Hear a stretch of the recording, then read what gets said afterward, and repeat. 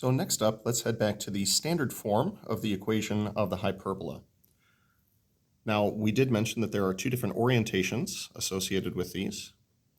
The first one is referred to as the horizontal transverse axis. For the horizontal transverse axis, that means that necessarily the other axis is the other kind of axis. We didn't introduce that one in the previous video, so we'll go ahead and introduce it here.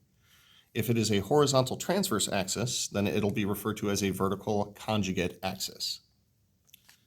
So with that in mind, this standard form, and I will define everything in just a moment, this will be x minus h quantity squared over a squared minus y minus k quantity squared over b squared is equal to 1. Now, just like we did for the ellipse, this assumes that the center of the hyperbola is going to be the ordered pair hk. It's the number that's being subtracted from the x and the y variables directly. This also assumes that a is the distance from the center to the vertex, and b is going to be the distance from the center to the co-vertex. Additionally, we also have the vertical transverse axis,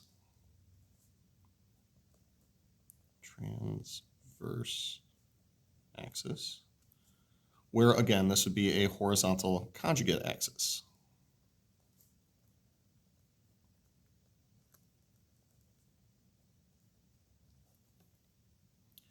So this, just like we said in the last video, is where we're simply going to switch around the x's and the y's, and all should be well. In this case, we're actually flipping around the entire numerators because k always goes with y, h always goes with x. That's because when we identify where the center is always going to be in the order hk. So h is always attached to the x variable, k is always attached to the y variable. And then the distances are, again, the same. So a is going to be from the center to the vertex, and b is going to be from the center to the co-vertex. To give an example of each of these, and so that we can interpret what we're actually seeing here, here are a couple of examples. So the equation that I'll give you for this one, let's do x minus 3 quantity squared over 16 minus y plus 5 quantity squared divided by 4 is equal to 1. I'd like to identify both the center as well as the orientation of this hyperbola. So because it is the x variable coming first, that is what determines that it is a horizontal transverse axis, because x is up top.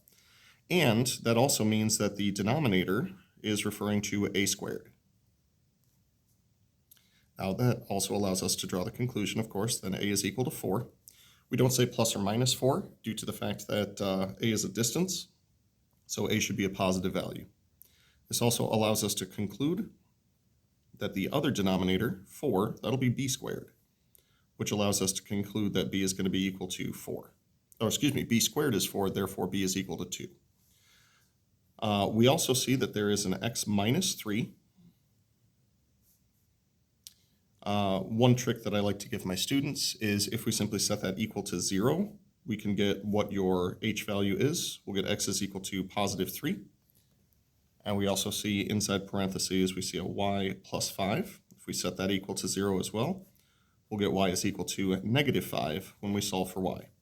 Therefore, the center is going to be the ordered pair 3, negative 5. Now, geometrically, what this also means is that if we were to plot the center at 3, negative 5, because it's a horizontal transverse axis, the a value refers to how far we go left and right. So if we go 1, 2, 3, 4 units right, and 1, 2, 3, 4 units left, we would arrive at our two vertices. With a b value of 2 and a vertical conjugate axis, that means that going up 2 units will allow us to arrive at a co-vertex. And indeed, going down 2 units here, we will arrive at another co-vertex. And that 3, negative 5 is kind of in the way, isn't it? If we wanted to be more specific about what all these values are, then moving right 4 units from 3, -5 would be 3 plus 4, so that would be 7, -5. And moving left 4 units, that would be 3 minus 4, that would be -1, -5 for the two vertices. From 3, -5, if we go up 2 units, that would be -5 plus 2, that'll be 3, -3. And going down 2 units, that would be -5 minus 2 for the y-coordinate. That'll be 3, -7. Now, all of this is going to be used in assisting us with graphing this, but that'll be a different video in the near future. Let's also try one out for the vertical transverse axis. For the vertical transverse axis, this time I'd like to do y minus 1, quantity squared, over 9 minus, we'll do x plus 2 quantity squared over 25 is equal to 1. Now, once again, this fits the form of the vertical transverse axis, and the reason it fits the form is simply because y is coming first. So again, down here, because we see y coming first, that is what allows us to conclude that this is going to be a vertical transverse axis, and that our a squared value is equal to 9. It does not matter this time that the larger denominator is coming second or that the larger denominator is by x. For the hyperbola, it's whichever denominator comes first in the subtraction, that's going to be your a squared value. This will allow us to draw the conclusion that a is equal to 3, and from over here, b squared equals 25 allows us to draw the conclusion b is equal to 5. Once again, for the center, if we're interested in finding the center, we'll take what's inside the parentheses, x plus 2 in this case, we'll set it equal to 0, and we'll solve for x. That'll give us x is equal to -2. Additionally, with the y minus 1 inside the parentheses, we'll set that equal to 0, and we'll arrive at y is equal to 1. It's really easy when you're looking at this up here to say that the center is going to be the point 1, -2, because the 1 is coming first and the -2 is coming second. But keep in mind, for ordered pairs, it is always x comes first, y comes second. So the center is going to be -2, 1. Now, once again, the geometric interpretation of all of this says that if we put a center right here, so center is the ordered pair -2, 1. If we go 3 units, a is 3, up and down for the vertical transverse axis, so 1, 2, 3, and 1, 2, 3, we will be arriving at our two vertices. Additionally, from the center, if we go left and right, that's a horizontal conjugate axis, by 5 units, 1, 2, 3, 4, 5, and 1, 2, 3, 4, 5, we will arrive at our two co-vertices.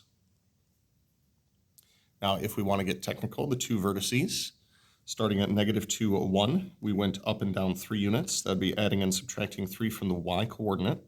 So 1 plus 3 will give us 4 for the y-coordinate, and 1 minus 3 will give us -2 for the y-coordinate. Those would be your two vertices. For the co-vertices, we went left and right a total of 5 units, so we'll be adding or subtracting 5 from the x-coordinate. -2 plus 5, we would arrive at 3, 1, and -2 minus 5 over to the left, we will arrive at -7, -1. Additionally, that means that we'll see foci that are out beyond the two vertices, and a rough sketch of this thing would look like this for the vertical transverse axis. You'll notice that the two halves of the hyperbola are, for all intents and purposes, opening upward and opening downward, whereas for the horizontal transverse axis, these will pass through the vertex and curve away from the center. The two sides of the hyperbola seem like they're opening to the right and opening to the left. More on specifics about graphing in future videos.